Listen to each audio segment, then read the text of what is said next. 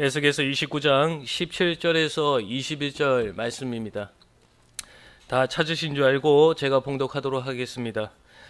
27째 해 첫째 달 초하루에 여호와의 말씀이 내게 임하여 이르시되, 인자야, 바벨론의 느부갓네살 왕이 그의 군대로 두로를 치게 할 때 크게 수고하여 모든 머리털이 무지러졌고 모든 어깨가 벗어졌으나 그와 군대가 그 수고한 대가를 두로에서 얻지 못하였느니라.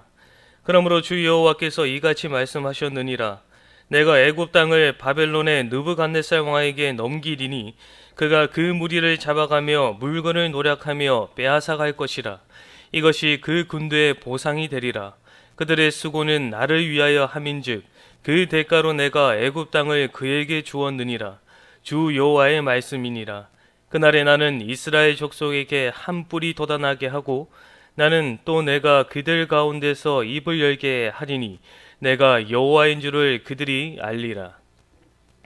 오늘 본문 말씀을 통하여서 이 애굽의 멸망과 이스라엘의 회복이다라는 제목으로 말씀을 전하도록 하겠습니다. 애굽의 멸망과 이스라엘의 회복입니다. 저희가 29장을 계속해서 보고 있습니다. 29장의 내용에서는 이 애굽에 대한 하나님의 심판의 말씀을 계속해서 기록하고 있습니다. 저희가 앞서 보았듯이 애굽은 자신들이 가지고 있던 부와 권세와 명예를 통하여서 자신들이 악어와 같다라고 말을 하면서 자신들을 높이며 교만함을 가지고 있었습니다. 그 가운데서 하나님께서는 그 악어와 같이 비유되는 애굽을 의지하는 그 이스라엘 백성들에게 이 애굽은 악어가 아니라 그저 갈대 지팡이일 뿐이며, 그리고 나는 그들의 교만함을 보고 이제 그 애굽을 미약하게 만들 것이다 라고 하나님께서는 말씀하셨습니다. 오늘 본문 말씀은 그 하나님께서 애굽을 미약하게 만드실 터인데 그 미약하게 만드는 그 애굽이 어떻게 되는지, 어떻게 멸망하게 되는지에 대해서 오늘 본문 말씀에서는 말씀해 주고 있습니다.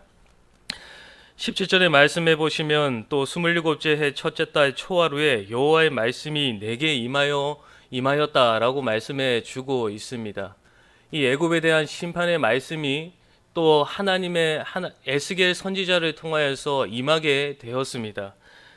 그래서 이 애굽의 말씀이 임하게 되는데, 먼저 결론부터 제가 말씀을 드리면 20절의 말씀이 이 애굽이 어떻게 되는지에 대한 결론의 말씀입니다. 먼저 20절의 말씀해 보시면, 그들의 수고는 나를 위하여 함인즉 그 대가로 내가 애굽 땅을 그에게 주었느니라. 주 여호와의 말씀이니라. 자신들이 악어와 같고 좀 많은 부와 명예와 권세를 가졌기 때문에 참으로 하나님의 백성이라 하는 그 이스라엘 백성들 또한 이 애굽을 의지하였던 그러한 강대국이었던 애굽이 이 20절의 말씀에 보시면 나를 위하여 수고한 그 수고한 자의 대가로 애굽을 주겠다라고 말씀해 주고 있습니다. 참으로 강대국이었지만 하나님 앞에서 그저 하나의 미약한 나라로 보여지게 되는데, 그 하나님께서 그 땅을 이제 수고의 대가로 주었다라고 말씀해 주고 있습니다. 그 수고는 무엇이냐면 이 18절에서부터 19절의 말씀에 나와 있습니다. 먼저 18절의 말씀에 보시면, 인자야, 바벨론의 느부갓네살 왕이 그의 군대로 두로를 치게 할 때 크게 수고하여 모든 머리털이 무질러졌고 모든 어깨가 벗어졌으나 그와 군대가 그 수고한 대가를 두로에서 얻지 못하였느니라 라고 말씀해 주고 있습니다. 저희가 29장을 보기에 앞서서 저희가 두로에 대한 심판의 말씀을 저희가 상고하였습니다. 그 가운데서 두로가 멸망하게 될 터인데 애국과 같이 그 교만한 마음, 하나님과 동등히 여기는 그 마음을 하나님께서는 보시고 심판을 하시겠다라고 말씀하시면서 이 두로를 심판하게 되는데, 그 두로를 심판을 할 때 하나님께서 그 심판의 도구로 사용한 것이 바벨론의 그 느부갓네살 왕을 통하여서 심판을 행하게 되시는데, 그 내용의 말씀을 지금 기록하고 있는 것입니다. 이제 바벨론의 느부갓네살 왕이 하나님의 심판의 도구로 이 두로를 점령하러 들어가게 됩니다. 이 바벨론이 이제 하나님의 심판의 도구로 두로를 들어가게 됐는데 이 전쟁의 기간이 짧지가 않았습니다. 13년의 시간이 걸려서 두로를 점령하게 되는데 그것이 얼마나 힘들고 어려웠냐면 그래서 이 머리털이 무질러졌다라고 말하고 어깨가 벗어졌다라고 말할 정도로 참으로 어떻게 보면 바벨론으로 하여금 참 힘든 전쟁이었습니다. 왜냐하면 저희가 앞서서 보았듯이 이 두로의 특징은 이 바다를 끼고 있었고 그 바다의 바위섬에 참으로 어떻게 보면 천의 요새 자리에 두로가 있었습니다. 그렇게 이 바벨론이 두로를 점령하러 들어가기 위해서는 바다를 메우면서 들어가야 됐습니다. 그렇게 되니까 이 병사들이 머리에 흙을 이고 어깨에 돌을 이고 들어가서 바다에 조금씩 돌을 넣고 모래를 쌓아서 그 길을 만들면서 두로를 들어가게 되었던 것입니다. 그 기간이 13년이라는 세월이 흘렀던 겁니다. 그래서 이제 13년의 시간을 지나서 이제 두로를 들어가게 됐습니다. 이제 바벨론이 이제 두로를 들어가게 됐는데 이 하반절의 말씀에 보시면 그와 군대가 그 수고한 대가를 두로에서 얻지 못하였다라고 말을 하고 있습니다. 이 말의 직설은 무엇이냐면 전쟁을 해서 전쟁을 이긴 자에게 주어지는 것은 그 나라의 재물과 그 나라의 것을 다 취하는 것인데 이미 그 긴 세월 동안 전쟁을 치르면서 두로는 이 바다를 이용해서 그들이 가지고 있는 그 많은 재물들을 배를 이용해서 다 다른 나라로 보냈던 겁니다. 그렇기에 이제 바벨론이 고생해서 두로를 들어가게 됐는데 텅 빈 곳을 들어가게 된 겁니다. 텅 빈 곳을 들어가게 되었고 그리고 13년의 세월 동안 그들이 사용한 군비가 있었을 겁니다. 밥을 먹으면서 그리고 그것을 준비하기 위해 많은 인력들이 동원되면 그 많은 돈을 사용했을 터인데 아무런 대가를 얻지 못했다라고 기록하고 있습니다. 그러면서 19절의 말씀에 보시면 하나님께서는 그렇게 말씀해 주고 있습니다. 19절의 말씀에 보시면 그러므로 주 여호와께서 이같이 말씀하셨느니라 내가 애굽 땅을 바벨론의 느부갓네살 왕에게 넘기리니 그가 그 무리를 잡아가며 물건을 노력하며 빼앗아 갈 것이라 이것이 그 군대의 보상이 되리라. 하나님의 그 심판의 도구로 사용을 받아 두로를 넘어가게 된 점령하게 된 그 바벨론이 아무런 대가를 받지 못했습니다.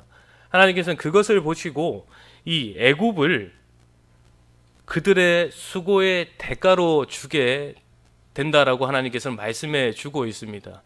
그러면서 이 바벨론의 느부갓네살 왕이 이제 애굽에 들어가서 그 애굽의 무리를 잡아가서 그들을 노예로 삼게 되고 그리고 그들이 가지고 있는 물건을 빼앗아 그것을 자신들이 취해서 그 대가를 가질 것이다 라고 말씀해 주고 있습니다. 그러면서 20절의 말씀 저희가 앞서서 보았듯이 그것을 결론적으로 하나님께서 말씀해 주고 있는 것입니다. 그들의 수고는 나를 위하여 하였다라고 말을 해주고 있는 것입니다. 심판의 도구로 바벨론이 쓰임을 받았는데 그들이 13년의 시간을 통하여서 두로를 심판하는 도구로 사용받은 그 수고를 내가 애굽을 너희에게 넘겨주는 그 대가로 너희를 보상하겠다라고 하나님께서는 말씀해 주고 있는 것입니다. 이렇게 본다면 어떻게 보면 이 바벨론이 하나님의 백성도 아니고 이방 나라일 뿐인데 하나님의 도구로 사용받았다고 한다고 해서 어떻게 수고의 대가를 줄 수 있나라고 생각할 수 있지만 저희가 여기서 보아야 될 것은 이것입니다. 바벨론이 수고의 대가로 받았다라는 것을 보는 것이 아니라 강대국이다 여겨졌던 그 애굽이 그저 하나의 수고의 대가로 넘어가게 되는 어떻게 보면 미약한 나라일 뿐이다라는 것을 저희가 보아야 한다라는 것입니다. 그 중심에는 하나님이 계십니다. 이 20절의 말씀을 다시 보시면 이 나를 위하여 그리고 내가라고 하나님께서는 말씀하십니다. 세상의 눈으로 볼 때에는 이 애굽은 큰 나라이고 함부로 할 수도 없는 나라였습니다. 하지만 하나님이 보는 그 애굽은 그저 아무것도 아닌 나라라는 겁니다. 내가 하고 싶을 고 내가 하게 되면 하게 되는 그저 하나의 미약한 나라일 뿐인 겁니다. 그렇게 하면서 이스라엘 백성들에게 하나님께서는 보여주고 계시는 겁니다. 이 모든 역사 가운데서 섭리하시며 주관하고 있는 그 하나님께서 이 강대국이라 너희들이 여기고 그 강대국을 의지하였던 너희에게 내가 보여주는 것은 그저 이 애굽은 내가 한마디에 미약한 나라가 될 뿐인 사라져버릴 한낱의 나라일 뿐이다 라는 것을 보여주면서 결국에는 하나님께서 이스라엘 백성들에게 궁극적으로 말씀하시는 것은 무엇이냐면 세상의 헛된 것을 의지하지 말고 나를 의지할 것을 말씀해 주고 있는 것입니다. 그렇기 때문에 하나님께서 이 애굽의 멸망을 보여주시면서 결국 그것을 보고 깨달아 다시금 하나님께로 돌아오는 그 날에 22절에 말씀해 보시면 그 날에 나는 이스라엘 족속에게 한 뿔이 돋아나게 할 것이다 라고 말을 해주고 있는 것입니다. 여기서 말하는 이 한 뿔은 이 의미를 본다면 수송아지와 들소의 뿔을 의미합니다. 이 뿔을 의미하는데 그 뿔의 의미는 힘과 권세를 상징하게 됩니다. 힘과 권세를 상징하게 됩니다.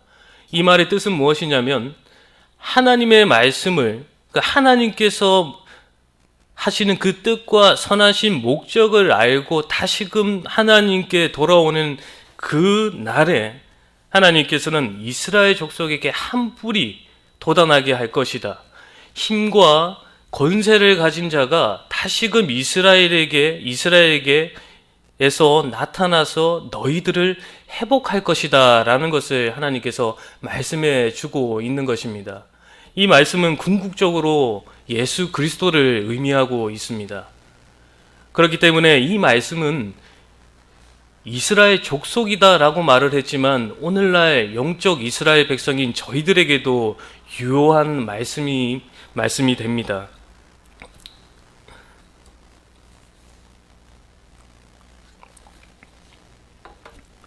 모든 만물을 주관하고 계시며 그리고 힘과 권세를 가지신 그 하나님의 아들 되시는 그 예수 그리스도께서 다시 오시는 그 날에 그 날까지 하나님을 의지하며 슬기로운 다섯 처녀처럼 준비하며 기다리는 그러한 자에게 하나님께서는 영원한 구원과 영원한 생명을 주실 것을 하나님께서는 말씀해 주고 있는 것입니다.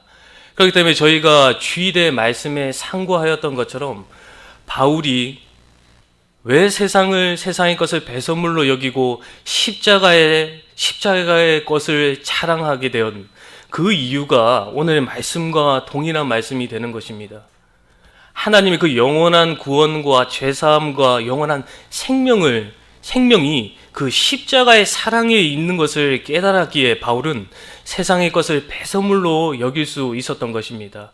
그렇기 때문에 그 십자가의 복음을 전하는 그 바울에게 있어서 매를 맞을 때도 있고 참으로 돌을 맞을 때도 있고 참으로 쫓기기 때문에 도망갈 때도 있게 되고 그리고 감옥에 갇히게 되었지만 그 가운데서도 기뻐하며 자족할 수 있었던 그 모든 것의 근원은 예수 그리스도께서 십자가에서 베풀어 주신 그 사랑을 바울은 깨달았기 때문입니다.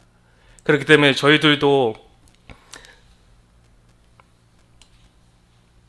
그 말씀을 깨닫는 저희가 되어야 할 것입니다. 어제 말씀을 통하여서 저희가 날마다 마귀와의 영적 싸움을 치르는 하나님의 군사라고 말씀을 상고하였습니다.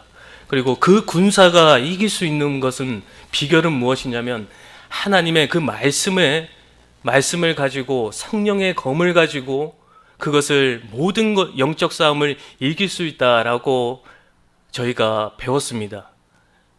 그렇기 때문에 저희가 세상의 것은 다 헛된 것임을 저희가 알아야 할 것입니다. 하나님께서는 그 세상의 헛된 것을 애굽의 멸망을 통해서 보여주셨습니다. 한낱 아무것도 아닌 것을 보여주셨습니다. 그리고 너희들이 의지해야 될 것은 오로지 나다라는 것을 오늘 본문 말씀에서 보여주셨습니다. 그것을 저희가 밝히 깨달아서 저희가 이제는 세상의 것이 아니라 예수 그리스도께서 보여주신 그 십자가의 사랑만을 전하며 그 십자가의 사랑만을 기억하며 온전히 하나님의 백성으로서 이 믿음의 길을 담대히 걸어가는 저와 저희 모두가 되어야 하겠습니다. 다 함께 기도하겠습니다.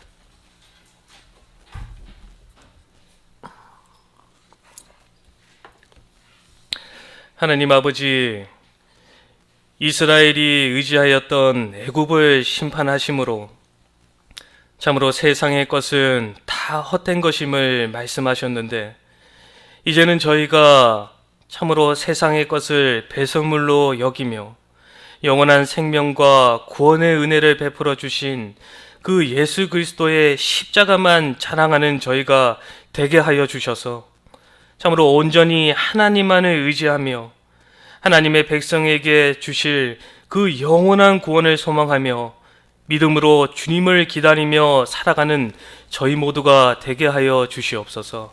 감사하며 예수님의 이름으로 기도하옵나이다. 아멘.